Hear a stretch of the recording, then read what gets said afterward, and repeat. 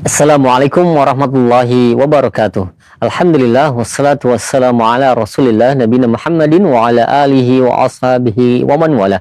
Asyhadu an la ilaha illallah wahdahu la syarikalah wa asyhadu anna Muhammadan abduhu wa rasuluh amma ba'du. Ikhwatal Islam, azakumullah, sahabat roja dimanapun Anda berada.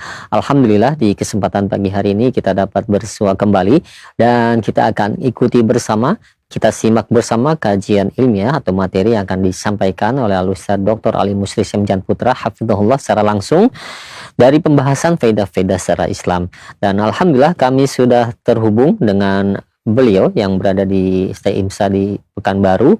Mudah-mudahan Allah menjaga Al-Ustaz serta keluarga, berkahi ilmu yang akan disampaikan, juga berkahi pertemuan kita di kesempatan hari ini. Dan seperti biasa setelah materi, bagi Anda yang ingin bertanya, Anda bisa mengirimkan pertanyaan melalui layanan pesan WhatsApp ataupun Anda bisa menghubungi kami secara langsung di layanan line telepon. Langsung kita akan simak bersama materi yang akan disampaikan. Kepada Al-Ustaz kami persilahkan, falyatafadhal mashkura.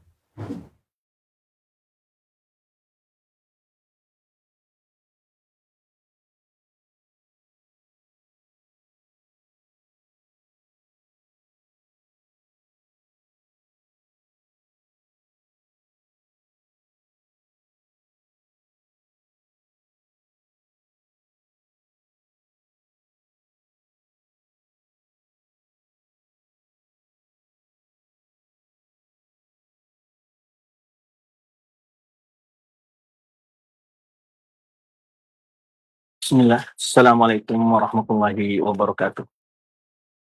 Innal hamdalillah nahmaduhu wa nasta'inuhu wa nastaghfiruh wa na'udzu billahi min syururi anfusina wa sayyiati a'malina. May yahdihillahu fala mudilla lahu wa may yudlil fala hadiya lahu. Asyhadu an la ilaha illallah wahdahu la syarika lahu wa asyhadu anna Muhammadan abduhu wa rasuluhu la nabiyya ba'dah. Amma ba'd, fa inna asdaqal hadithi kitabullah wa khairal hadi Muhammadin sallallahu alaihi wasallam wa syarrul umuri muhdatsatuha wa kullu muhdatsatin bid'ah wa kullu bid'atin dhalalah wa kullu dhalalatin finnar. Para pemirsa dan pendengar Roja TV dan juga Radio Roja rahmati Allah Subhanahu wa taala. Alhamdulillah, puji syukur kepada Allah Subhanahu wa taala. Salam salam buat Nabi kita Muhammad sallallahu alaihi wasallam. Pemirsa dan pendengar rahmati Allah Subhanahu wa taala, kita akan lanjutkan yaitu pembahasan kita yang telah kita mulai pada pertemuan yang lalu, yaitu mengenalkan tentang sekilas bantahan salah seorang ulama dari India terhadap Syekh Ahmad Zaini Dahlan, dan membantah kitab beliau yaitu tentang menjelaskan bantahan terhadap kitab beliau yang menyebutkan yaitu tentang penjelasan dakwah Syekh Muhammad Wahab, di mana di dalam kitab tersebut yaitu Durrus Saniyah fi Raddi al-Wahabiyah terdapat banyak sekali kebohongan-kebohongan dan juga dalil-dalil yang lemah. Maka salah seorang ulama India yang bernama Muhammad Bashir Sahsawani membantah kitab tersebut. Dan sebelum telah kita jelaskan sedikit tentang pengenalan siapa itu Syekh Ahmad Zaini Dahlan, dan sekarang kita akan membahas pembahasan berikutnya itu tentang pengenalan tentang kitab Syiyanatul Insan. Syiyanatul Insan min waswasati Syekh Dahlan atau Ahmad Dahlan. Kitab ini ditulis oleh Syekh Muhammad Bashir As-Sahwani, ya, salah seorang ulama terkemuka di India dan juga pakar hadis, ya, dan juga salah seorang ulama yang memiliki pengaruh besar di India dalam menyebarkan dakwah Islam di sana. Terkenal dengan ilmunya yang dalam, kesolehannya, ya, dan beliau pernah bertemu langsung dan berdiskusi dengan Syekh Ahmad Zaini Dahlan. Jadi di sini beliau bertemu wa qad istama'a bi Syekh Ahmad Dahlan fi Makkah Mukarramah wa nadharahu fi tauhid. Jadi Syekh Muhammad Bashir ini Al-Hindi ini bertemu dengan Syekh Ahmad Zaini Dahlan di Makkah. Wa nadharahu, dan berdiskusi atau ya berdialog fit tauhid, tentang tauhid, ya, alladhi wa asasu da'watil wahabiyah, yang merupakan kunci dakwah Syekh Muhammad bin Wahab, ya, di mana beliau punya kefokusan, ya, dalam memperbaiki akidah umat. Wa qama 'alal hujjah, ya, Syekh Muhammad Bashir ini menjelaskan hujjah-hujjah terhadap kebenaran dakwah Syekh Muhammad bin Abdul Wahab tersebut. Namun, ya, Syekh Ahmad Zaini Dahlan tidak memperbaiki pandangannya tersebut, ya. Maka beliau menulis kitabnya ini sebagai bantahan, hasil dari diskusi yang saat dia bertemu dengan Syekh Ahmad Zaini Dahlan tersebut. Nah, kemudian kitab tersebut dicetak beberapa kali, ya, dan pertama kali dinisbahkan kepada Syekh Abdullah bin Abdul Rahim bin Abdul Rahim As-Sindi. Namun dinisbahkan kepada ulama ini karena kadang-kadang ulama menisbahkan kitab kepada bukan pengarangnya dalam rangka untuk menjaga istilahnya supaya tidak beliau menjadi sasaran bantahan tuduhan-tuduhan miring, sehingga waktu itu banyak kitab-kitab menisbahkan bukan kepada penulisnya hakiki. Kemudian juga seperti kitab Nail Al-Amani fi Rad' Al-Nabhani, jadi kalangan salah ulama yaitu Said Muhammad Syukri Al-Ulusi, juga dinisbahkan kepada seorang ulama namanya Abil Ma'ali Asy-Syafi'i. Dan ini kemungkinan bisa saja penisbahan-penisbahan itu berdasarkan orang yang menasakh atau orang yang mencetaknya, sehingga Syekh Muhammad Rashid Ridho mentahqiq kitab tersebut dan menjelaskan hakikat pengarangnya dan bagaimana isi kandung tersebut. Di dalam kitab Syanatul Insan ini beliau membantah, ya, dengan thariqah muhadditsin, yaitu pertama kita sabut fin naqli fi tahrir riwayat. Pertama adalah meneliti nukilan-nukilan, ya, dan juga riwayat-riwayat hadis yang disebutkan di dalam kitab, yaitu Syekh Ahmad Zaini Dahlan tersebut, yang dijadikan hujah, hadis-hadis yang dijadikan hujah oleh Syekh Ahmad Zaini Dahlan dalam kitabnya. Maka beliau memeriksa kesahihan dan riwayat-riwayat yang disebutkan dalam kitab tersebut. Kemudian beliau menjelaskan berbagai ilal atau kecacatan sanad-sanadnya, ya, sesuai dengan ketentuan kawaid, ketentuan yaitu kaidah-kaidah jarh ta'dil dalam menilai para rawi hadis. Kemudian juga menukilkan pandangan-pandangan ulama besar, ya, dalam menilai para ulama, para perawi-rawi hadis, ya, dalam kitab-kitab yang termasyhur dari kitab-kitab para ulama. Kemudian di dalam kitab ini memang terulang-ulang pembahasannya. Alasannya adalah untuk supaya tidak adanya pemahaman, adanya hal-hal yang tersembunyi dari berbagai pandangan ulama terhadap menilai sanad sebuah hadis tersebut, ya. Karena sebagian orang yang muta'assib dengan mazhabnya itu menyembunyikan kelemahan-kelemahan hadis tersebut, ya, atau melemahkan hadis-hadis yang menyelisihi pandangan dan akidah mereka.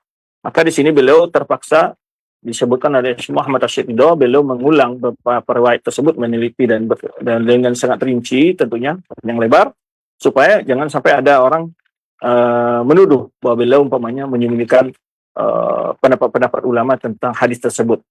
Dan sebenarnya kebiasaan orang-orang yang ta'assib, orang yang fanatik dalam mazhab-mazhab mereka, biasanya mereka melemahkan hadis-hadis yang bertentangan dengan mazhab mereka. Sebagai contoh, umpamanya di antara ulama ahli kalam di masa sekarang ini mendoakan salah satu hadis yang disahihkan Imam Muslim, itu tentang pertanyaan Rasulullah SAW kepada Jariyah, ya, Aina Allah. Banyak mereka mendoakan, padahal Imam Nawawi sendiri tidak membicarakan kedhaifan hadis tersebut, ya. Beliau yang mensyarah Sahih Muslim, beliau tidak pernah mendoakan hadis tersebut. Tapi banyak ahli kalam sekarang itu mengatakan dengan ala-asalan, dan sebetulnya mereka dalam menyebarkan pendapat itu menukil pendapat dari Al-Kautsari yang pertama menilai hadis itu sebagai hadis iftiraq. Nah, jadi beliau untuk menepis atau mengantisipasi tuduhan-tuduhan tentang berbagai penilaian beliau terhadap hadis, maka beliau mengungkapkan berbagai pandangan ulama terhadap sebuah rawi atau seorang rawi, umpamanya. Baik. Dan di sini beliau menjelaskan berbagai kekeliruan Syekh Ahmad Zaini Dahlan, ya, dalam sisi ilmu hadis, ya, ketika dia mensahihkan hadis-hadis yang tidak sihhah perawinya, ya, dan juga terdapatnya tidak jujurnya nukilan-nukilan di dalam kitab Syekh Ahmad Zaini dalam tersebut. Kemudian beliau wajara fi tafnidi mata'inahu ala tark istidlal ijtihadi fil istidlal wa tahrir ma huwa min dinil Islam. Kemudian beliau membantah berbagai tuduhan-tuduhan Syekh Ahmad Zaini Dahlan dengan menyebutkan dalil-dalil ya dan hujah-hujah dengan menyebutkan poin-poin yang dipersoalkan oleh Ahmad Zaini Dahlan dengan menunjukkan hujah-hujah dari Al-Quran. Ma huwa min dinil Islam wa ma laysa minhu. Dan juga beliau membedakan adanya paham-paham ya, yang disebutkan dalam kitab Ahmad Zaini Dahlan tersebut, yaitu dikatakan bagian dari agama Islam, padahal itu bukan bagian dari agama Islam. Kemudian beliau berhujah dengan sunnah, dan juga beliau merinci nusus-nusus ya dari Al-Quran, menjelaskan tentang pembahasan tersebut dengan sangat rinci. Berhujah dengan hadis yang sahih dan juga menyebutkan tentang pandangan ulama salaf dari para sahabat, para tabi'in, dan ulama-ulama mujtahidin lainnya dalam mengomentari atau membantah hujah-hujah yang disebutkan oleh Ahmad Zaini Dahlan ini dengan asar-asar yang mereka yang disebutkan oleh Ahmad Zaini Dahlan atau hujah-hujahnya al-mawdu'ah al-munkarah, yaitu hadis-hadis maudhu' atau hadis yang mungkar, dengan atau berhujah dengan pendapat ulama-ulama yang taklid ya, di mana ulama bersepakat ana aqwalihim la yu'tadu biha. Jadi di sini pendapat ya hujah-hujah yang dikemukakan oleh Ahmad Zaini Dahlan di antaranya adanya hadis-hadis maudhu' atau hadis mungkar, atau pendapat ulama yang fanatik ya, yang pendapat mereka tidak menjadi pegangan oleh para ulama. Nah, ini disebutkan ana aqwalun la yu'tadu biha. Wa binuqulin la yu'rafu laha qa'il, atau kadang-kadang ada nukilan-nukilan perkataan-perkataan yang tidak tahu siapa yang mengatakan hal itu. Jadi ada nukilan-nukilan dalam kitab-kitab dalam kitabnya Ahmad Zaini Dahlan ini adalah tidak ketahui siapa yang mengatakannya. Ya, jadi menisbahkan suatu perkataan kepada orang yang mengatakannya. Kemudian juga wa bitahrif ba'd an-nusus ats-tsabita an mawadhi'ha. Itu terdapatnya kadang-kadang yaitu tahrif. Jadi tahrif ini adalah artinya menyelewengkan ya sebagian nusus-nusus ya dari pemahamannya yang benar, atau memotong-motong, atau istilahnya tidak mengemukakan dalil yang benar secara proporsional dalam mengemukakan hujah tersebut. Kemudian dia jadikan hujah musbitatun lil bid'ah al-muhdatsah al-mardudah bin nusus qat'iyyah. Kemudian dia jadikanlah dalil-dalil tadi sebagai hujah yang telah dipotong-potong ya. Mungkin dalil itu adalah yang sahih dari hadis Al-Quran Karim. Lalu dia jadikan hujah untuk mengokohkan atau membela bid'ah-bid'ah ya yang secara jelas ditolak dalam agama ini. Kemudian juga sesuai dengan sirah salafus saleh yang membantah hal tersebut. Di antara contoh-contoh seperti ini ya kisah yang sahih umpamanya istiqa Umar bin Khattab dengan Abbas radhiyallahu anhu. Jadi ketika Umar di masa menjadi khalifah, kemudian terjadi kekeringan, lalu Umar mengajak kaum muslimin untuk salat istisqa dan menyuruh Abbas radhiyallahu anhu untuk berdoa kepada Allah. Lalu hujah ini dijadikan oleh Ahmad Zaini Dahlan dan orang-orang semisalnya untuk mendukung perbuatan-perbuatan bid'ah ya. Maka wahwa sahih, hadis ini sahih, walakin hujjatun ala kuburiyin la lahum. Orang-orang yang biasa mengagungkan kuburan-kuburan orang soleh ya, mereka jadikan hujah untuk bolehnya meminta-minta ke orang soleh ya yang telah mati. Padahal hujah ini adalah alaihim laisa lahum. Ya, hujah ini adalah menunjukkan kebatilan perbuatan dan pemahaman mereka, bukan hujah bagi mereka. Kemudian juga contoh lain adalah hadis tawasul a'ma bin Nabi SAW. Ya, hadis a'ma yang bertawasul dengan Nabi SAW. Ya, ini ada perselisihan dari para ulama. Ada yang mengatakan hadis ini tidak sahih. Ya. Kemudian dijadikan mereka yang mana bertawasul, kalaupun sahih, ya, ini bertawasulnya orang ini dengan doa Nabi SAW di waktu hidupnya Nabi SAW. Lalu dijadikan hujah oleh Ahmad Zaini Dahlan dan juga orang-orang yang semisalnya itu sebagai bolehnya bertawasul dengan zat Nabi dan sebagainya. Kemudian wa hujjah ala tawasul kuburin mukhalif li usulidin, atau menjadikan hujjah bolehnya jadikan hadis orang buta yang bertawasul dengan Nabi SAW sebagai hujjah bolehnya meminta-minta ke kuburan. Ya, ini di antara hal nanti akan dibahas. Kemudian Ulimma ajmalnahu anna qawaid al-jahl allati bana alaihi Syekh Ahmad Zindalan raddahu ala al-wahabiyyah, hujah-hujah yang dipakai oleh Ahmad Zaini Dalan dalam bantahan terhadap dakwah Syekh Muhammad Wahab atau tuduhan yang disebut oleh dia sebagai orang Wahabiyah. Kemudian dengan membolehkan doa ghairillahi ta'ala minal anbiya, boleh berdoa kepada selain Allah, kepada para nabi dan orang soleh yang telah meninggal, beristighfar dengan mereka. Kemudian bolehnya syaddur rihal ila kuburihim, itu melakukan perbekalan perjalanan untuk menziarahi kubur-kubur mereka, ya, untuk berdoa kepada mereka dan sebagainya. Atau qada'il hajat minhum, atau meminta kebutuhan kepada mereka, ya, orang-orang wali yang telah meninggal tersebut. Nah, ada 3 kesimpulan di situ. Ada riwayat batilah wa ma fi ma'naha minal hikayat. Jadi hujah-hujahnya mereka dalam bolehkan itu, termasuk di sini hujahnya Ahmad Zaini Dalan itu adalah 3 hal. Yang pertama adalah riwayat batilah, riwayat yang lemah, ya, wa ma fi ma'naha minal hikayat, ataupun hikayat, ya, wal manamat, mimpi-mimpi, ya, wal ash'ar atau syair-syair. Wa hiya la qimata laha inda ahadi min ulama al-millah wa inma turawwaju bid'atuha fi suqil awam. Di mana riwayat tersebut atau hikayat-hikayat, mimpi-mimpi atau syair-syair yang dikemukakan itu tidak ada nilainya menurut ulama-ulama yang paham agama. Hanya bisa pengaruhi atau disebarkan, ya, di tengah orang-orang awam. Hanya berlaku bisa dijual itu di pasar orang-orang awam, begitu maksud. Jadi dikesimpulkan hujah-hujah yang disebutkan oleh Ahmad Zaini Dalan dalam kitab tersebut, pertama adalah banyak sekali riwayat yang al-batilah, atau hujah dengan mimpi-mimpi, ya, atau hikayat yang tidak ada sanad dan yang sahih, atau syair, ya, yang dimana hikayat dan riwayat yang batil tersebut tidak ada nilai ini di kalangan para ulama-ulama, yang mereka tidak menjadikan hal tersebut sebagai hujah di dalam berpendapat. Tetapi hal tersebut hanya berlaku bila disebarkan di tengah orang-orang awam. Kemudian yang kedua bentuk hujahnya adalah dalam kitabnya tersebut, ini sekilas, ya, pengenalan tentang manhaj Ahmad Zaini Dalan, kitabnya bantahannya kepada dakwah Syekh Muhammad tersebut, istidlal binusus ala ma la tadul alaihi syar'an. Jadi berhujah dengan dalil yang sama sekali sebenarnya tidak menunjukkan permasalahan, tidak menyentuh permasalahan, ya. Sebagaimana contoh umpamanya, nah ini contoh sebutkan, yaitu ketika kita ziarah kubur itu kita mengucapkan salam. Atau ketika Nabi SAW waktu perang Badar itu beliau memanggil orang-orang musyrik yang telah mati. Ya. Lalu ini dijadikan, ya, bolehnya meminta-minta kepada orang mati.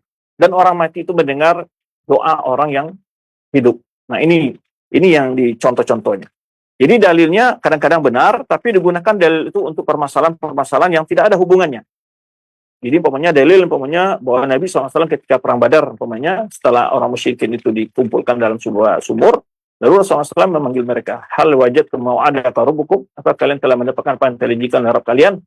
Lalu ada sahabat mengatakan di antara Umar bin Khattab, kaifa tukhatikum ya Rasulullah wa qad jayyafu. Ya Rasulullah, bagaimana engkau bicara kepada mereka dan mereka sudah menjadi bangkai, kata sahabat, ya, yaitu di antara Umar bin Khattab.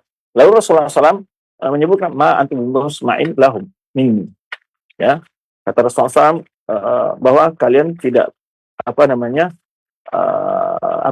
tidaklah kalian dapat lebih mendengarkan kepada mereka apa yang aku katakan. Kemudian juga hujah bolehnya mengucapkan salam kepada ahli kubur. Nah, hujah ini dijadikan oleh mereka tentang bahwa orang-orang telah mati itu dapat mengetahui kondisi orang yang di dunia dan bolehnya meminta-minta kepada mereka. Nah, itu. Di antaranya wajawaz du'aihim, membolehkan meminta kepada orang-orang telah mati, meminta kebutuhan, ya, wadafa'il masaib, atau meminta dilindungi dari musibah-musibah. Wa wajhal fi hadha annahu yaqisu, di antara kebodohannya, ini kata Syekh Muhammad Ridho, ya, di antara kekeliruannya lah, ya, supaya bahasanya tidak terlalu tajam, terlalu keras, ya. Antara kekeliruannya dalam mengambilkan dalil ini adalah dia mengkiaskan kehidupan alam barzah dengan kehidupan dunia. Nah, itu di antara bentuk kebodohannya, kata Syekh Muhammad Ridho di sini. Jadi ada yang pertama tadi, imma dalil-dalil yang kemukakan, dalil-dalil yang dhaif, dalil-dalil yang batil, atau hikayat cerita mimpi-mimpi atau syair-syair yang tidak ada nilainya menurut para ulama, ya, sebagai hujjah. Yang kedua, atau berhujjah dengan dalil-dalil yang sahih, dalil yang sahih. Tapi persoalannya adalah dalil itu tidak bisa digunakan untuk masalah yang dia bahas. Artinya dalil yang sahih, tapi tidak ada hubungannya dengan persoalan yang dia jadikan sebagai hujjah. Nah, contoh tadi kita sebutkan seperti dia berhujjah mengucapkan salam kepada orang ketika ziarah kubur kepada orang telah meninggal. Kemudian juga Nabi SAW bicara kepada orang musyrikin yang telah mati di waktu perang Badar. Lalu mereka menjadikan hal peristiwa itu sebagai hujjah bahwa orang-orang yang telah mati dapat mendengar orang-orang yang di dunia dan bolehnya meminta-minta kepada mereka, ya, untuk meminta didapatkan kebutuhannya atau dihindari dari bahaya. Nah, lalu disebutkan secara ringkas bentuk kekeliruannya di sini adalah yaitu bagaimana dia Ahmad Zaini Dahlan ini mengkiaskan kehidupan alam barzah dan kehidupan dunia. Wa alamul ghaib ala alam syahadah, ya, alam gaib dengan alam yang nyata. Wa huwa qiyasun batil inda ulama usul syara'. Ini ada ulama-ulama yang pakar agama, ini adalah kias yang salah, ya. Wa inda jami'il ukala, dan juga menurut semua orang berakal. Wa yatataq alaihi aqaid wa ahkam ta'budiyah, ya, di mana akan berkonsekuensi itu tentang akidah-akidah, hukum-hukum yang ta'budiyah la tusbatu illa binasyar, yaitu terdapatnya keyakinan hukum-hukum perbuatan ibadah yang tidak ada dalilnya, ya, atau tidak mungkin diamalkan atau dilakukan kecuali adanya dalil yang memerintahkan dari agama ini, ya. Ma'aqaunil ladzi yusbituha muqallidan laysa min ahli ijtihad, ya. Dan orang-orang yang menetapkan hal tersebut sebagai hujjah, orang-orang muqallid, bukan dari kalangan orang-orang yang ahli ijtihad. Bi'tirafi wa i'tiraf ma tabi'ihi fi jahli bihad, fi jahli hadza. Jadi pengakuan dari dia sendiri, pengakuan orang mengikutinya. Yang kedua di sini adalah, ini bantah secara umum adalah, pertama adanya dalil yang sahih tapi tidak menunjukkan persoalan yang dia kupas atau yang dia ingin berhujjah untuk persoalan tersebut. Contohnya tadi sudah disebutkan. Yang ketiga ada qalbul haqiqah wa aqsul qadiyyah bima warada min at-targhib fi ittiba'il jama'atil muslimin. Nah, contoh lain adalah yaitu membalik fakta. Yang ketiga adalah membalik fakta. Dalam kitabnya itu membalik fakta. Contoh kata beliau di sini adalah bagaimana adanya dalil-dalil yang menyuruh kita untuk mengikuti jama'atul muslimin. Dan kita disuruh bersatu, ya, mengikuti jama'atul muslimin. Ya. Wa tarhib, yaitu perintah untuk bersatu mengikuti pendapat jamaah kaum muslimin, dan larangan untuk menyelisihi jamaah kaum muslimin. Lalu dia anggap jamaah itu adalah menurut dia wal jama'atu bizamihi, jamaah menurut dia, ya, dan persangkaan dia adalah, ya, wa muqtada jahlihi, batas dari kebodohannya adalah orang yang terbanyak fi adad kulli asr, jumlah terbanyak di setiap masa. Jadi menurut mereka jamaah itu adalah dipandang dalam pengertian jumlah yang terbanyak. Apa yang banyak dilakukan oleh orang itulah yang benar. Itu menurut mereka. Jamaah kaum muslimin maksudnya orang muslim secara umum, ya, keseluruhan. Nah, sekarang kaum muslimin secara umum umpamanya banyak melakukan hal-hal yang tidak sesuai dengan agama, menurut mereka itu, atau bid'ah menurut mereka itu sah. Itu kan perbuatan umum kaum muslimin, jamaah kaum muslimin. Padahal penjelasan ulama itu jamaah di situ, ya, ada berapa pengertian. Yang pertama, jamaatul muslimin sebenarnya disebutkan oleh oleh Ibnu Mas'ud, ya, radhiyallahu anhu, adalah muwafaqatul haq wa in kunta wahda. Mengikuti kebenaran walaupun engkau di masamu sendiri. Ya, jamaah di situ bukan jamaah di masa kita saja, maksudnya bukan mayoritasnya orang di masa kita. Tapi yang dimaksud itu jamaah kaum muslimin semenjak di masa Nabi SAW. Ya, itu dimaksud. Muwafaqatul haq, mengikuti kebenaran. Wa in kunta wahda, kata Ibnu Mas'ud radhiyallahu anhu. Jamaah yang kedua adalah jamaah itu jamaah tahta amir, di bawah seorang pemimpin. Itu jamaah juga maksud, jamaah kaum muslimin. Kemudian jamaah yang dimaksud disebut umumnya ulama, jamaah itu yang disebut untuk kita ikuti sebenarnya jamaah ahlul ilmi, bukan orang-orang bodoh. Ya, itu disebutkan oleh para ulama tentang pengertian jamaah di situ. Maka dia mengartikan jamaah itu adalah kebanyakan, ya, jumlah yang terbanyak di masa, setiap masa. Wa hadhi da'wa mukhalifatun ya di nususil Quran. Ya, ini pendapat sangat menyelisihi dalil-dalil Al-Quran dan hadis-hadis yang sahih dan juga athar salaf atau pendapat para ulama salaf. Wal waqi' wa nafsul amri fi katsir minal bilad wal azmina. Baik kenyataan secara fakta di berbagai negeri dan juga zaman. Lalu ini dibantah oleh Syekh Muhammad Bashir, ya, waqad fanal muallif hadhihi da'wah bima utiya min sa'atil ittila'.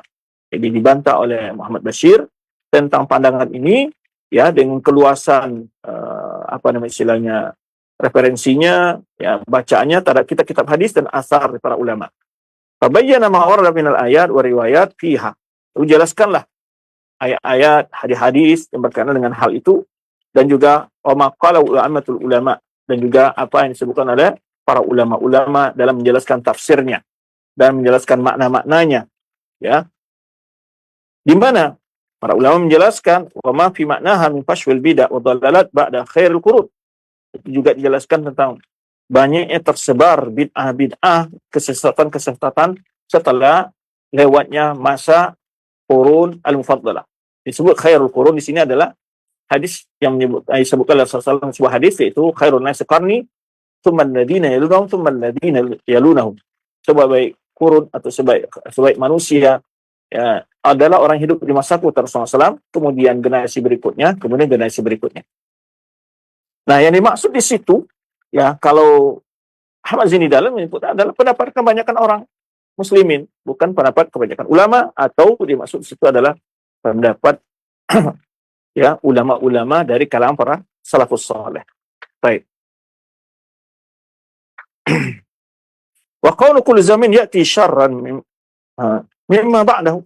Kemudian juga disebutkan semakin mundur zaman ini, ya, semakin banyak keburukan.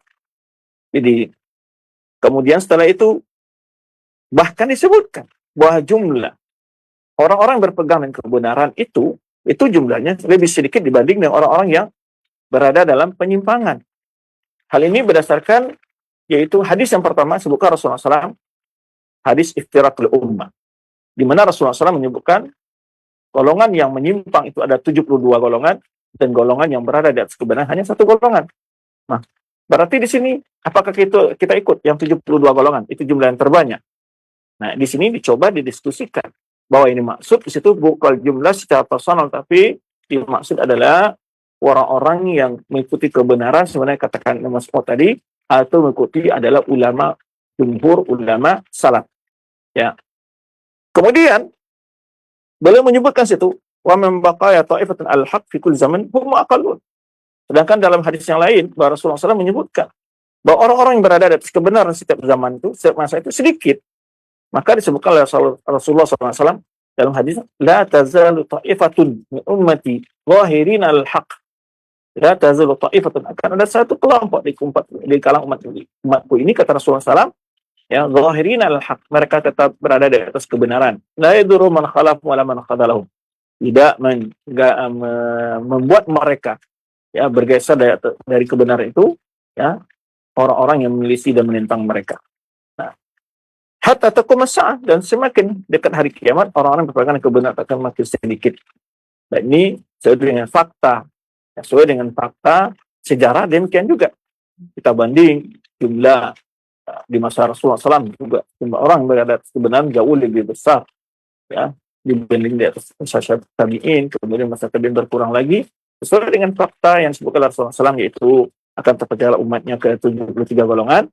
Nah, kemudian 72 golongan berada di atas penyimpangan, kemudian yang satu golongan berada di atas kebenaran. Fa'alu min hadha tafsil, kata beliau, maka berdasarkan dalil ini yang disebutkan tersebut, al-mu'ayyad bin naqli ma huwa al-haq fi hadhihi al-mas'alah al-muhimmah. Lalu nanti dijelaskan apa pendapat yang benar dalam masalah ini, ya, allati ya bayyana fi tamhid, ini di mana kalau dijelaskan sebelumnya tentang sebab-sebab munculnya penyimpangan di kalangan mutaakhirin. Di antara kelebihan kitab ini, Siyanatul Insan, kitab bagaimana menjaga manusia dari kesesatan Ahmad Zaini Dahlan ini, Pertama adalah mu'alifnya atau penyusunnya atau penulisnya itu menggunakan ibarah-ibarah yang sangat beradab gitu. Watahamihi al-mubalaghah, kemudian juga tidak berlebih-lebihan dalam mencelah, juga dalam memuji umpamanya. Bahwa la yatri al-imam mujaddid, yang tidak bergulu terhadap dakwah Syekh Muhammad Wahab, juga tidak mencelah Syekh Ahmad Zaini Dahlan dengan berlebihan. Kemudian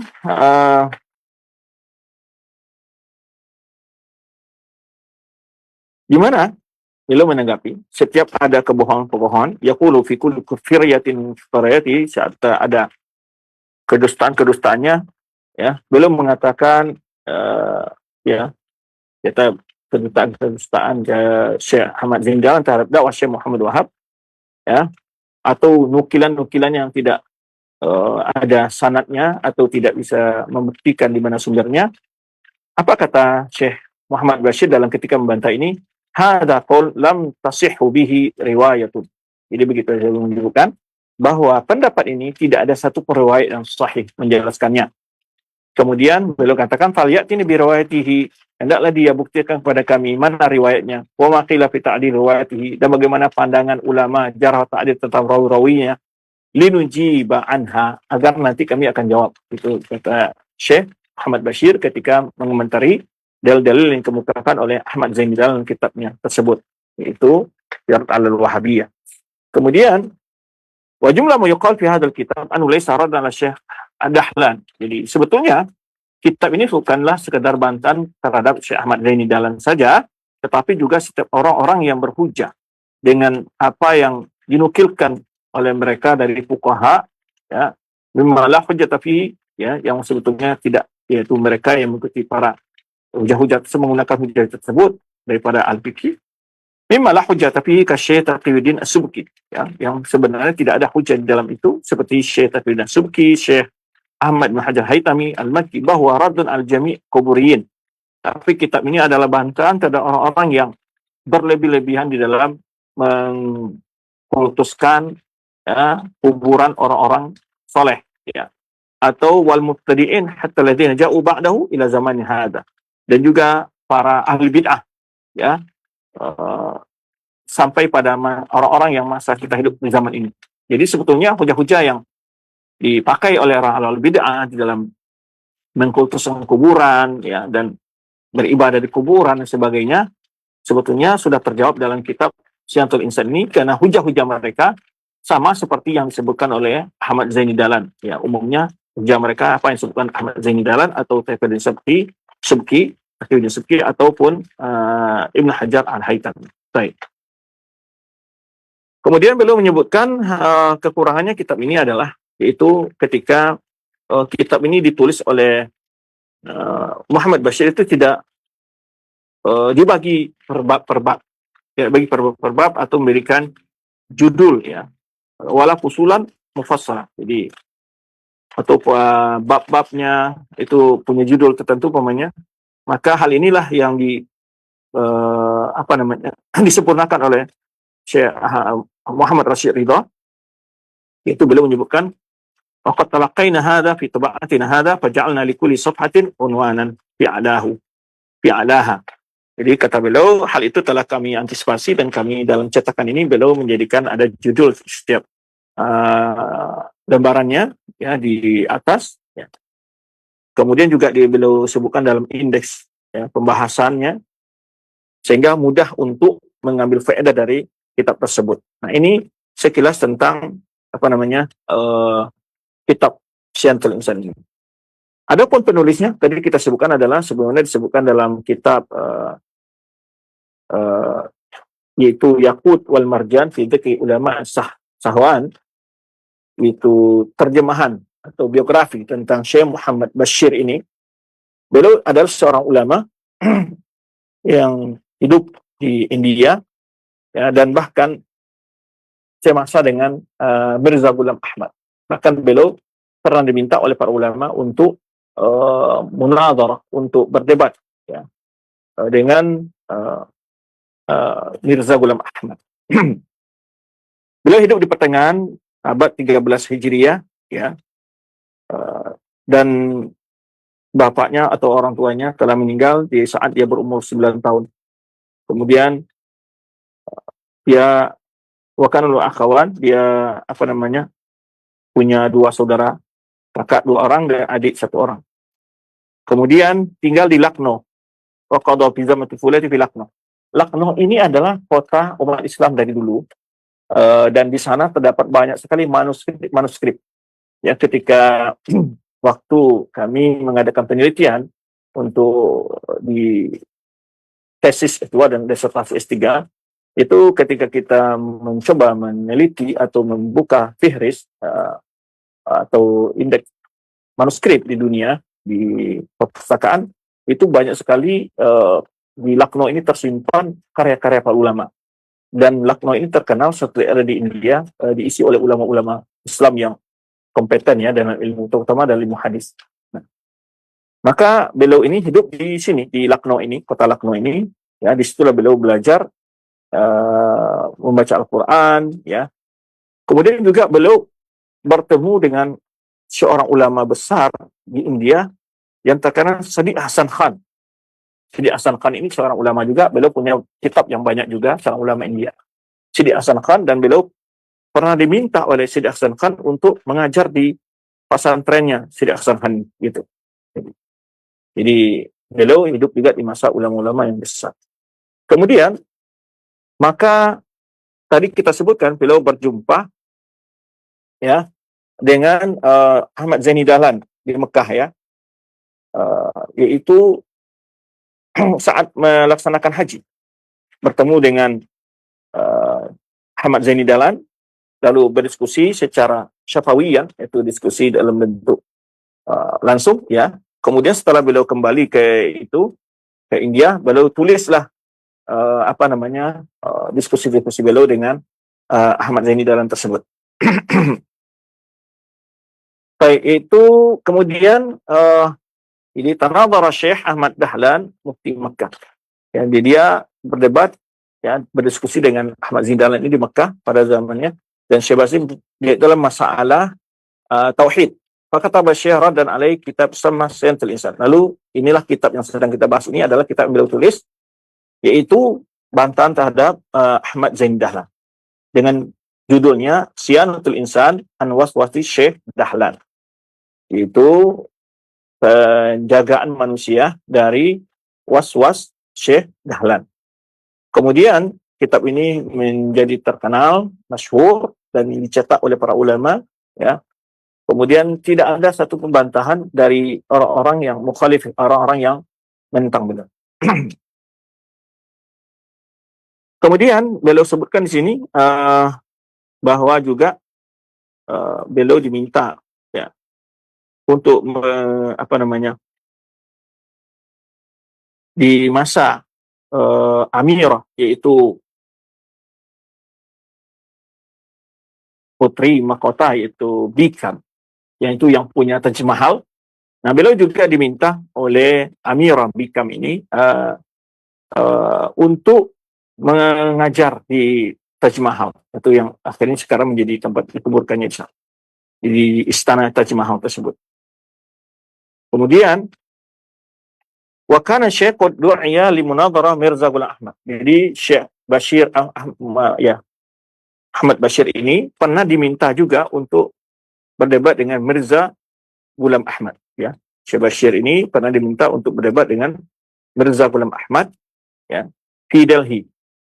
Fajaha bi amri hukuma, ya, Buhubal. Ini di perintah dari pemerintah saat itu, penguasa saat itu. Kemudian, ya, fa'aqbala alih ahlul ilmi wa din wa tujar wa ghairuhum mimman lahum ta'alluqum bisyekh, ya. Kemudian tidak disebutkan lebih jelas di sini apakah jadi beliau langsung berdebat dengan Mirza Ghulam Ahmad, tetapi beliau diminta untuk tinggal di Delhi, di kota New Delhi tentunya, karena Syekh Nazir Hussain ini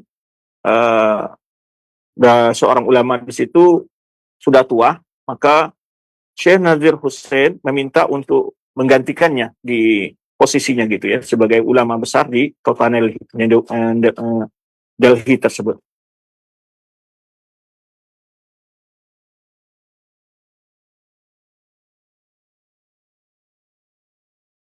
Kemudian di sini juga disebutkan tentang kisah Mirza Ghulam Ahmad itu, dia mengaku Mahdi Muntazar, kemudian setelah itu dia mengaku setelah menjadi Mahdi dia menjadi dakwah Masihiyah, dia mengaku sebagai Isa. Nah, ini sebagai Isa. Kemudian setelah itu watahala an istighali bin nazarati Masihiyah ya min hindus ila manzar ulama al-muslimin. Wa kana lunadir illa bil Quran mu'ridan an al-hadis wa aqwal as-sahaba washtahara amruhu hatta saraha bi talab al-nazar hina idin umirat baik Kambuhal Syekh Muhammad Bashir an yatawajjah ila Delhi li munaratin Mirza. Nah, di sini kisahnya seorang Mansuri tadi, raja tadi meminta kepada Syekh Muhammad Bashir untuk berdebat dengan Mirza Ghulam Ahmad yang pada awalnya dia mengaku seorang Mahdi Muntazar, kemudian mengaku sebagai Isa Al-Masih, kemudian dia mengaku sebagai nabi dan seterusnya. Pertamanya dia mengaku sebagai Isa, itu dia selalu membantah, mempengaruhi orang-orang Masehi, orang-orang Nasrani. Kemudian setelah itu dia membantah ulama kaum muslimin karena dia mengaku juga sebagai seorang nabi. Kemudian setelah itu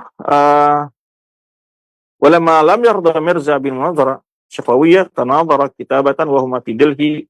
Di sini disebutkan bahwa Mirza Ghulam Ahmad ini tidak bersedia untuk berdebat secara langsung. Berdebat secara langsung tapi adalah melalui tulisan saja. Ya, ini Mirza Ghulam Ahmad tidak mau berdebat secara langsung ya, tetapi secara tulisan. Dan kilahuma di kemudian ya, ini sekitar itu watufiya rahimallah, dan beliau wafat ini Syekh Bashir ini, Muhammad Bashir ini yang punya kitab Syentul Insan ini di kota New Delhi, yaitu tahun 1326 Hijriah. 1326 Hijriah. Dan umur beliau saat itu adalah berumur 74 tahun ya. Nah, ini sekilas tentang siapa penulis kitab Syentul Insan. Itu seorang ulama dari India. Dan kita sudah jelaskan sedikit muqaddimah dari Syekh Muhammad Rashid Ridho. Nah, adapun bantahan beliau di sini membahas amma fa inni qad waqaftu ala risalah allati jama'aha Syekh Ahmad bin Zaini Dahlan anqadahu Allah min Dahlan al-Khuzlan. Jadi ini perkataan Syekh Muhammad Bashir memulai bantahannya setelah dia memuji Allah SWT. Kata beliau, sungguh saya waqaftu ala risalah, aku mendapatkan sebuah kitab begitu ya, yang ditulis oleh Ahmad bin Zaini Dahlan, kata beliau. Kemudian semoga Allah menyelamatkannya dari Dahlanil Khuzlan. Yaitu judulnya, kata beliau, judulnya adalah Ad-Durrassaniyah fi Raddi 'alal Wahabiyah. Ini judulnya. Jadi kitab Durrassaniyah ini dibantah oleh Muhammad Bashir Sahsahwani dari India ini. Yang mana kitab Durrassaniyah ini sering dinukil dan disebut oleh para penceramah ya, atau sebagian para kiai ya, menjadikan kitab ini sebagai hujah mereka dalam menentang dakwah Syekh Muhammad bin Abdul Wahab, atau dalam menjatuhkan dakwah Syekh Muhammad bin Wahab. Kemudian beliau menyebutkan wa ra'aitu mu'allifaha yadda'i fi dibajah ya risalatihi ya al-batilah saqitah ad-daniyah ar-radiyah. Beliau melihat di dalam kitab ini banyak sekali yaitu hal-hal yang ya batilah saqitah ya, sangat rendah, kebatilan sangat rendah, kata beliau. Annahu jama' fiha ma tamassaka bi ahlus sunnah fi ziyaratul qubur. Di mana dia di salam ini dalam kitabnya, kata beliau, mengumpulkan hujah-hujah al-sunnah tentang ziarah kubur Nabi SAW dan bertawasul dengan Nabi SAW sebagai dalil hujah yang kuat ya dari ayat dan hadis nabawiyah. Fata'ajabtu minhu ta'ajjub sarah gitu ya. Aku kaget sekali ya. Kaifa walaysa fil bab haditsun wahid ya hasanin atau hasan fadlan an as-sihah. Jadi beliau di sini naujama fi matnawi ahlus sunnah zatu Nabi SAW tawassubi. Jadi beliau di sini menyebutkan di dalam kitab itu, kata beliau, saya melihat dia membahas tentang ziarah kubur Nabi, tawasul dengan Nabi SAW. Ada dalil, ya, hujat, ya, dari Al-Quran dan hadis, pemanya. Lalu aku terkaget, heran, ya.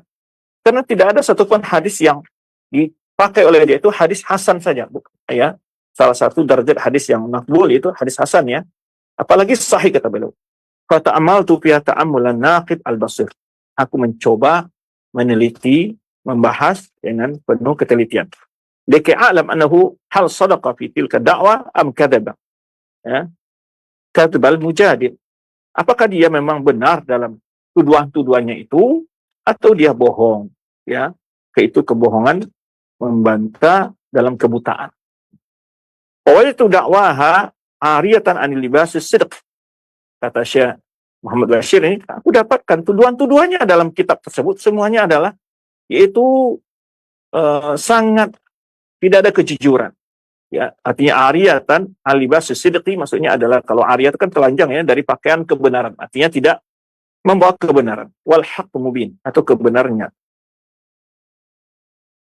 Muhallatun bihilyati zur wal kadhib wal batil mahin. Tapi malah dihiasi dengan hiasan kebohongan dan kebatilan yang hina, kata beliau. Fa in laysa fiha min al ahadits illa ma awradahu at-taqi as-subki.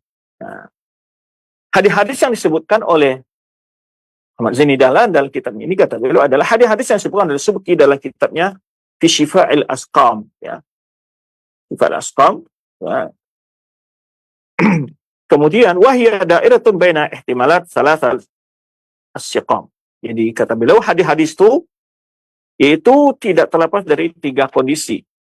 Pertama adalah amma mawdu'ah illatuha amilatha aidi wadda'ah al-li'am. Imma hadis mawdu' yang dibuat oleh tangan orang-orang yang sangat tercela. Au di'afun wahiyah. Ya, di'afun wahiyatun rawaha man wusima bimisli kasratil ghalat wal ahwam. Itu yang kedua, imma hadis mawdu' atau hadis dhaif. Ya. Kemudian au syai'un yasir minas sahih wal hasan, atau ada sedikit yang sahih dan hasan, kata beliau, fi zamhi hasala ifadatul maram, tetapi tidak menunjukkan kebenaran pemahamannya dari hadis itu terhadap masalah yang dibahasnya. Kama bayyana dzalikal Imam Abu Abdullah Muhammad Abdul Hadi. Kebenaran yang dijelaskan oleh, kata beliau, yaitu bantahan dari kitab As-Subki tadi dikarang oleh Abdul Hadi dalam kitab beliau As-Saril Manki. Ya radhi ala As-Subki. Walisa fi min al-ayat wal hadis sihah wal hisan ma yadullu ala matlubil muhkam. Kata beliau, tidak terdapat di dalam pembahasan-pembahasan itu ayat dan hadis-hadis yang sahih ataupun yang hasan yang menunjukkan tentang apa yang dia ceritakan. Maka haqqan 'alal muallif ta'ati wahidin mimma yuzkar. Kata beliau, seharusnya penulis ini menghindari, ya, melakukan hal-hal salah satu dari apa yang disebutkan. Ya. Dia la yu'adu kalamuhu mimma yuhjar wa yunkar. Jangan sampai dianggap perkataannya dalam kitab tersebut adalah hal yang dimungkar dan yang ditinggalkan. Adapun ketika dia menyebutkan hadis sahih atau hadis hasan, ya, dalatan ala matub ghaira ma warada fi syifa, ya, yang disebutkan di luar kitab itu, au ijaba an ma takallam bihi 'alaiha sahibul sarib wa ghairuhu min al-a'imma al-adqiya wa id lam yaf'al hada wa la dhaka falaysa laha fa'idatun wa la ya'ulu hada tul illa manfa'atin wa a'idatin. Kata beliau, supaya tidak dianggap perbakacaraan itu sia-sia atau mungkar. Adapun dia menyebutkan hadis sahih atau hadis hasan menunjukkan tentang apa yang ingin dia sebutkan, ya, yang disebut dalam kitab Asy-Syifa As-Siqam tadi, atau bantahan terhadap apa yang dia takalam yang dia bahas di sini, yang disebut oleh Sahibus Saril Manki, ya, dan lainnya para ulama. Jadi kata beliau, hendaknya ketika dia menukil perkataan-perkataan yang hadis-hadis sebutkan oleh Imam Subki itu, mestinya dia juga melihat kitab yang ditulis oleh Imam Abdul Hadi, Imam Muhammad bin Abdul Hadi ini, Ibn Abdul Hadi dalam kitab Saril Manki. Kenapa tidak dibahas, kata beliau? Kan kitab itu sudah dibantah dan juga dijelaskan kalimat-kalimat hadis yang disebutkan oleh As-Subki dalam kitabnya Syifa apa namanya Asqam tadi. Tetapi kenapa dia tidak membahas hal itu, kata beliau. Jadi harusnya, kata beliau, ketika dia menukil hadis-hadis itu, dia mencoba juga melihat kitab yang tulis dari Imam Abdul Hadi, yaitu kitab beliau As-Sarm Maliki. Kemudian beliau menyebutkan, wa min ajab sani'ihi anna al-mu'allif ma'azamihi annahu min jubatil muqallidin. Kata beliau, hal yang mengherankan juga adalah bahwa pengarang ini mengaku bahwa dirinya adalah bagian dari orang-orang muqallid, kata beliau. Yastadil bi adillah syar'iyyah wa huwa mansibul mustahidin. Dia berdalil dengan dalil-dalil syar'iyyah yang itu tidaklah mengambil hujjah itu kecuali orang-orang yang mustahid, kata beliau.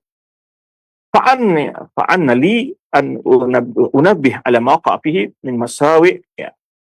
Kata beliau, disinilah saya ingin memberitahu dari berbagai macam bentuk hal-hal yang menyimpang, ya, masail mafahim, penyimpangan-penyimpangan pemahaman, kemudian juga kekeliruan dalam berdalil, li'alla yaqtarra biha man yaqifu 'alaiha, agar tidak tertipu orang-orang yang melihat atau membaca kitab tersebut, kata beliau, man la khibrata lahu bihaqiqi ilmi sunnah, orang yang tidak punya ilmu tentang hakikat ilmu sunnah, baik dari mutun hadis, kata beliau, maupun rijal-rijal pada rawi hadis. Allah asta'inu wa aqulu wa bihi ahulu wa bihi asulu. Jadi ini mukaddimah awal kitab yang ditulis oleh Syekh Muhammad Bashir ini. Nah, nanti akan dimulai nanti bantahan berikutnya insyaallah, yaitu qauluhu i'lam rahimakallah anna ziyatul qabr Nabi SAW masyru'ah. Jadi mulai di sini akan dibahas nanti bantahannya. Topik yang pertama adalah tentang ziarah kubur Nabi SAW. Nah, kan di sini nanti dari dalil-dalil yang masyru' ziarah kubur Nabi SAW, lalu dalil-dalil itu sebenarnya kita sebutkan tadi, mereka jadikan sebagai dalil untuk atas kelegalan bid'ah-bid'ah amaliyah yang tidak ada dasarnya dalam agama ini. Barakallahu fikum wallahu a'lam bishawab. Insyaallah kita pada pertemuan akan datang kita akan lanjutkan penjelasan Syekh Muhammad Bashir dalam membantah kitab Syekh Ahmad Zain Dahlan ini. Itu beliau sudah mulai di sini, i'lam rahimallah, ya, ketahuilah semua Allah merahmati, perkataan dari Ahmad Zain Dahlan bahwa ziarah kubur Nabi SAW adalah disyariatkan. Nah, ini dicoba dikomentari oleh beliau nanti. Penjelasan-penjelasan tentang hukum ziarah kubur Nabi SAW. Karena di antara yang menjadi persoalan di sini sebenarnya yang telah kita bahas beberapa kali pertemuan kita adalah di mana mereka memahami bahwa sebenarnya yang berkeliaran dalam ceramah-ceramah sebagian para penceramah, ya, bahwa ziarah kubur Nabi, tujuan ke Madinah intinya adalah untuk ziarah kubur Nabi, dan ini sudah kita bahas juga dalam pembahasan kita yang berlalu. Nah, orang yang tidak ziarah kubur Nabi ketika berhaji, maka hajinya tidak sah atau hajinya kurang sempurna dan sebagainya. Nah, sehingga merembet kepada pembahasan-pembahasan yang sama sekali tidak ada hubungannya. Nah, insya Allah akan dibahas ini pada pertemuan yang akan datang. Wallahu a'lam bishawab. Kita kembali kepada akh yang memandu kita dari studio Cilengsi. Nah, baik. Terima kasih banyak Ustaz. Syukron jazakallahu khair atas materi yang telah disampaikan di kesempatan hari ini, yaitu bantahan yang dituduhkan kepada Syekh Muhammad bin Abdullah Wahhab rahimahullahu ta'ala. Mudah-mudahan ini bermanfaat untuk kita semua dan mengetahui hakikat kebenarannya. Baik, untuk selanjutnya kami buka sesi interaktif, sesi tanya jawab. Silakan bagi Anda sekalian yang ingin bertanya, Anda bisa mengirimkan pertanyaan melalui layanan pesan WhatsApp di nomor 021 823 6543, ataupun bagi Anda yang ingin bertanya secara langsung, silahkan kami berikan, kami tunggu di 021 823 6543 untuk layanan telepon biasa.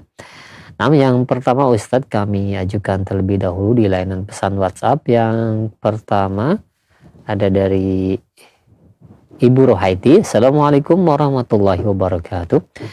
Ya Ustadz, apakah kitab-kitab yang dituliskan oleh Syekh Muhammad Rashid Ridho, terutama mengenai masalah akidah dan juga tafsirnya, boleh kita jadikan rujukan untuk kita belajar dalam agama Ustadz?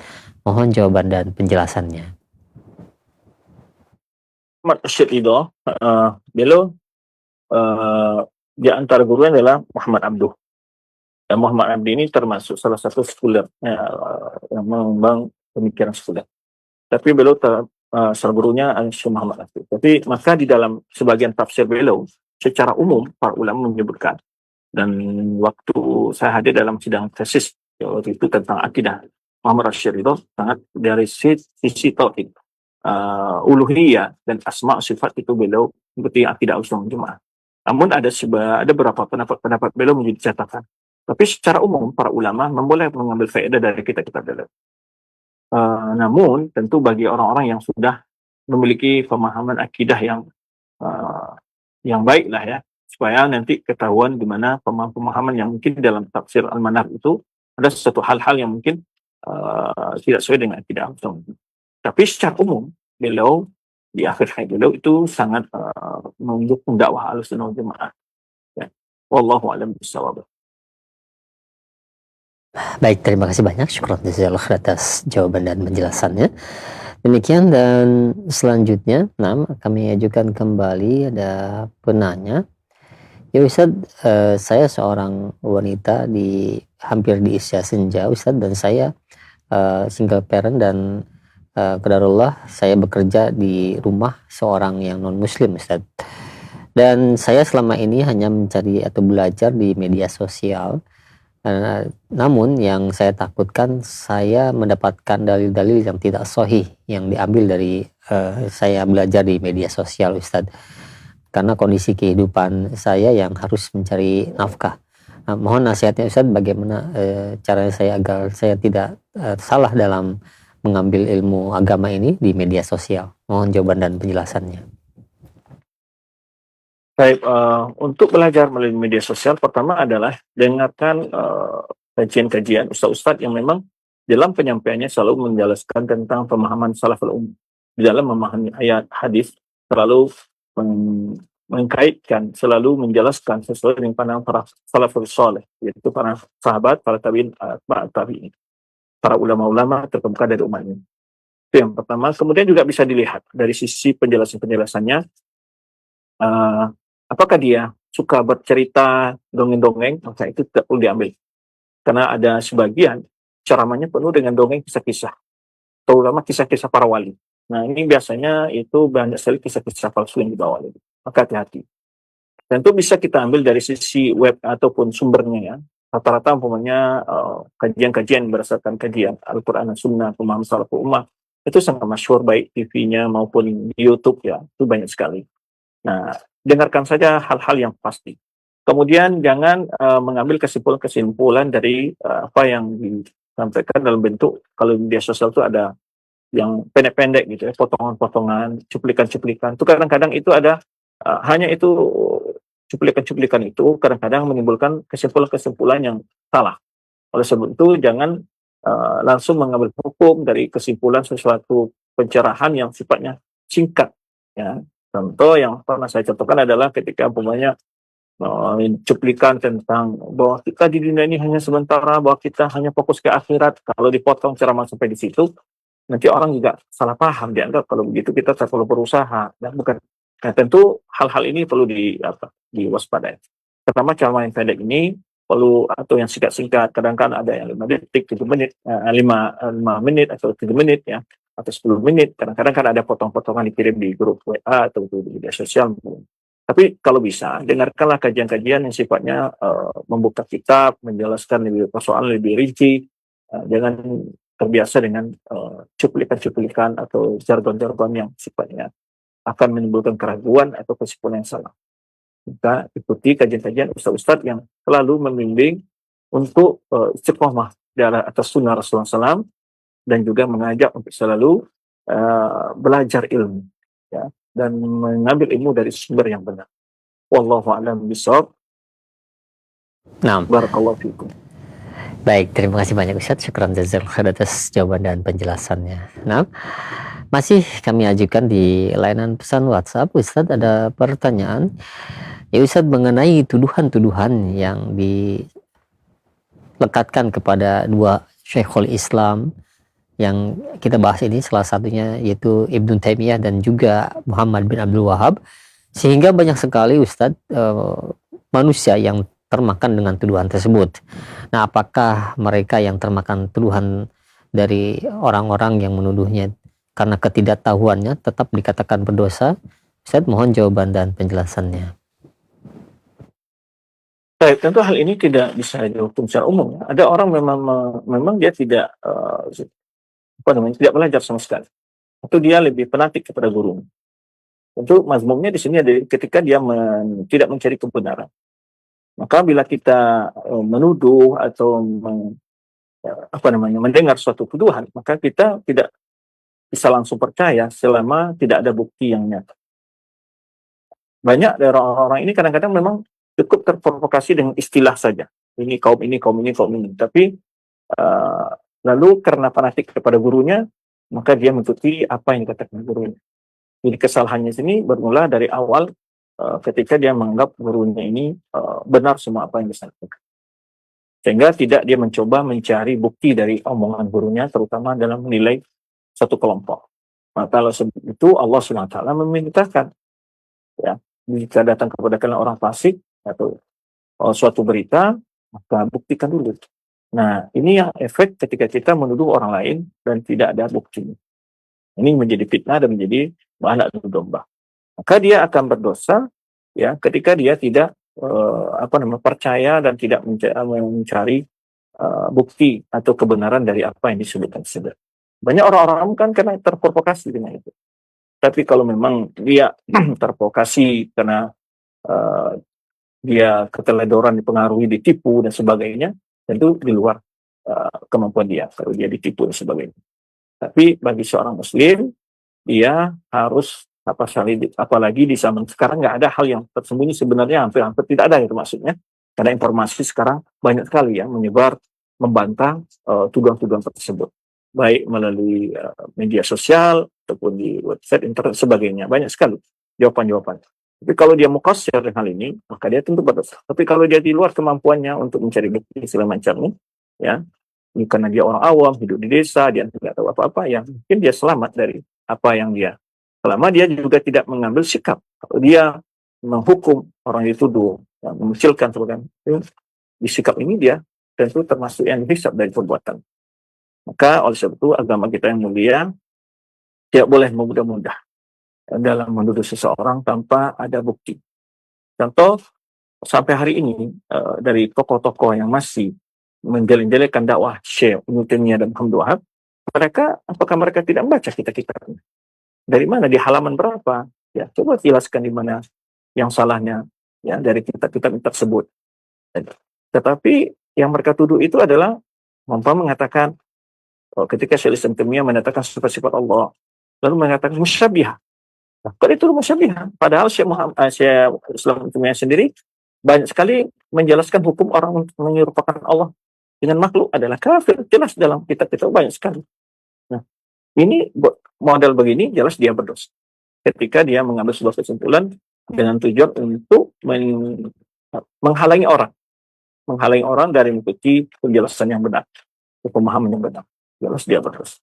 Kalau dia seorang murid, maka dia harus belajar yang benar, tidak hanya sekedar mendengar ungkapan, tapi juga meminta bukti dari apa yang disampaikan oleh guru-gurunya, dari kitab mana itu penyampaian ini, tuduhan tersebut, ya, bisa berdasarkan dari mana, pada landasannya, buktinya apa.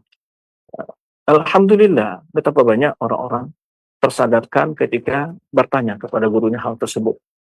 Contoh di antara pemain pernah berapa kisah sebenarnya yang dia sebelumnya dia tertipu, dia tidak tahu apa hakikat dakwah Syekh Muhammad Wahab. Ini dikisahkan juga seorang ulama India, yaitu salah seorang ulama dari Najd belajar hadis ke India.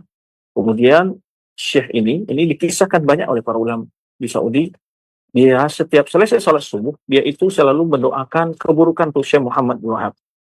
Maka seorang muridnya ini membawa kitab tauhid ke sana, yaitu Syekh Muhammad Wahab, lalu dirobek kulitnya, tidak ada kulitnya, sehingga hilang nama penulisnya situ. Tidak tahu untuk menghilangkan jejak siapa penulisnya. Kemudian ketika ditaruhlah di perpustakaan, ya, di dekat mihrabnya ada perpustakaan tempat buku-buku begitu, tetapi dirobek kulitnya.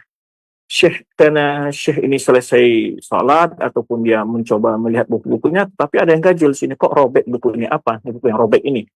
Akhirnya dia ambil, dia baca. Setelah dia baca, lalu dia kagum dengan isinya. Kagum dengan isinya, dia baca dari awal, senang membaca, melihat ayat Al-Quran hadis, sampai terakhir. Lalu dia bertanya ke muridnya, ini buku ini mana? Apanya? Sampulnya begitu ya. Sampulnya mana nih buku ini? Gitu. Lalu ditanya oleh murid yang meletakkan tadi, kenapa Syekh? Kata beliau, ini buku ini fi nafas Bukhari. Kata beliau, kitab ini mirip-mirip seperti kitab Bukhari. Bagaimana dia menyusun hadis-hadis dan ayat-ayat. Gitu. Karena memang kitab Tauhid itu dimulai dengan ayat Al-Quran, kemudian hadis-hadis Nabi SAW. Imam Bukhari juga begitu dalam tabwid babnya kan, setiap beliau tabwid kalau ada ayat Al-Quran mengenai dengan hadis-hadis itu, beliau bawakan ayat Al-Quran tersebut. Maka beliau menyebutkan, lalu dibawalah oleh muridnya. Ini sampulnya Syekh. Bawa dengan itu. Ini tulisan Muhammad bin Wahab. Lalu beliau setelah itu ya menebus taubatnya, istighfar kepada Allah, kemudian disebutkan oleh para ulama setiap selesai subuh setelah itu dulu mendoakan Syekh Muhammad Wahab.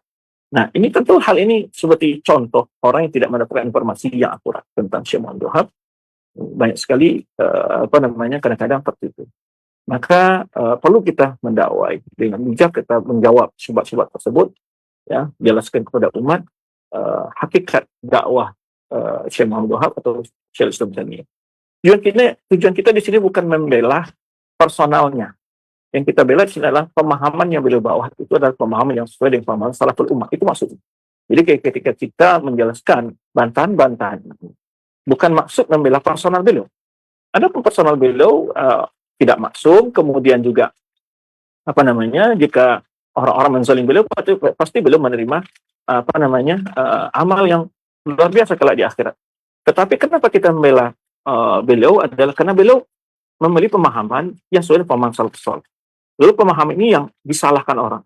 Dan kita berada di atas pemahaman salafus saleh ini. Di sini kewajiban kita untuk menjaga pemahaman ini, yang kita dalam menjaga pemahaman ini, karena kita akan dianggap salah, keliru oleh orang, karena kita berpegang pemahaman salafus saleh ini yang juga dikembangkan, dijelaskan oleh Syekh Islam Taimiyah dan juga Muhammad Wahab. Jadi hakikat kita di sini bukan untuk membela personalnya, tetapi membela pemahaman ajaran yang beliau bawa itu adalah ajaran benar-benar berpegang pada Al-Quran dan Sunnah sesuai pemahaman salafus saleh. Maka itu para ulama kita dari dahulu itu membela ulama-ulama yang membawa paham salafus saleh ini, agar paham tersebut tidak menjadi paham yang dikucilkan, dijauhi oleh umat, atau orang yang jalan di atas paham tersebut menjadi dimusuhi oleh umat.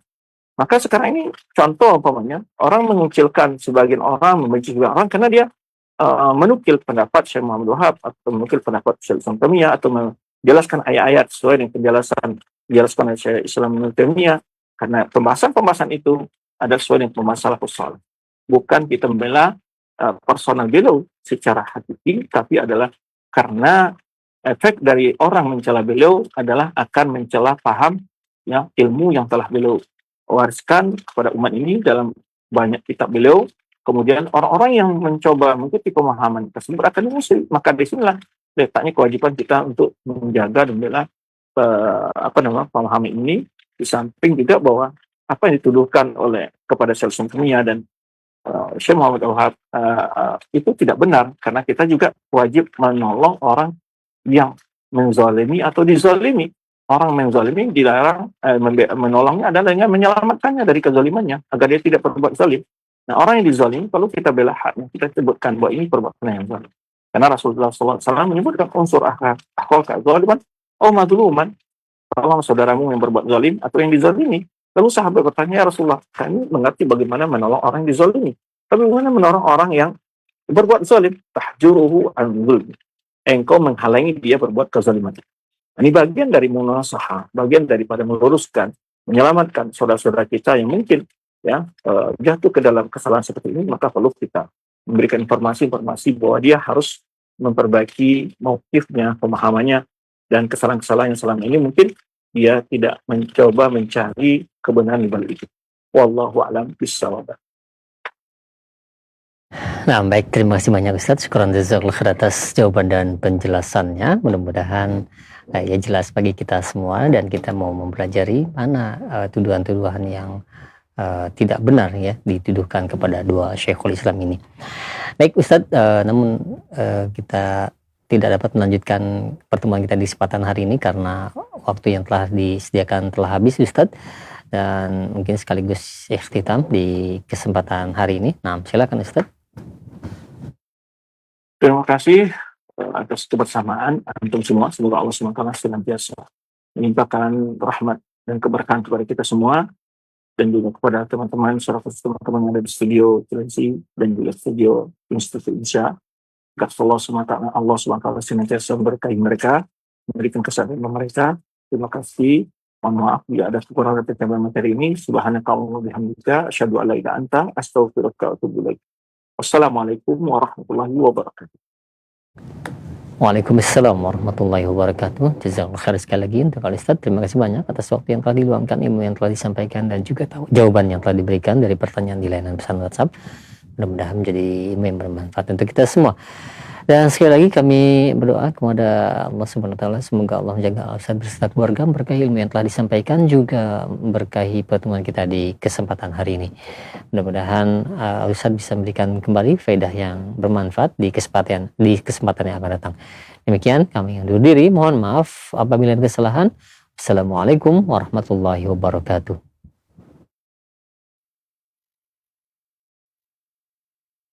Simak Radio Roja Bogor 100.1 FM, Radio Roja Majalengka 93.1 FM, Radio Roja Palu 101,8 FM, dan Radio Roja